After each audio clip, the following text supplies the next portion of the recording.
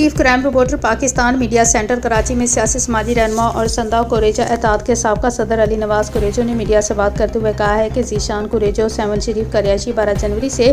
ذہنی توازن درست نہ ہونے کی وجہ سے لاپتہ ہو گیا ہے، جس کا علاج حیدرآباد ہسپتال میں زیر علاج تھا، جس کی گمشدگی کی رپورٹ تھانہ سیون شریف میں مورخہ 12 جنوری کو گمشدگی کی رپورٹ درج کرائی، جس کی تلاش عزیزوں اور رشتہ داروں میں کرتے رہے کہ 20 جنوری کو تھانہ قاسم آباد نسیم نگر ضلع حیدرآباد میں ایک FIR نمبر 28/2026 جو کہ اغوا انڈر سیکشن B 365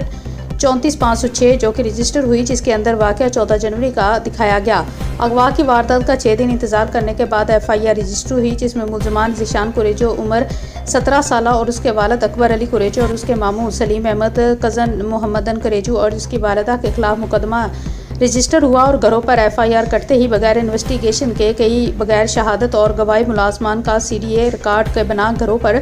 4 دیواری کا تقدس کا پامال کرتے ہوئے ہراساں کر رہی ہے، جس کی ضمانت معزز عدالت سے مل گئی ہے۔ انہوں نے مزید کہا ہے کہ ہماری پرزور اپیل ہے کہ IG سندھ، وزیر داخلہ، SSP Hyderabad, chief justice Sindh high court سے کہ ذیشان کوریجو کو بازیاب کروایا جائے۔ ذیشان کوریجو کو اغوا کرنے اور قتل کرنے کے قوی شک و شبہات ہیں۔ اعلیٰ حکام سے اپیل ہے کہ صاف شفاف SSP حیدرآباد انکوائری کروائے اور اصل حقائق معلوم کیے جائیں۔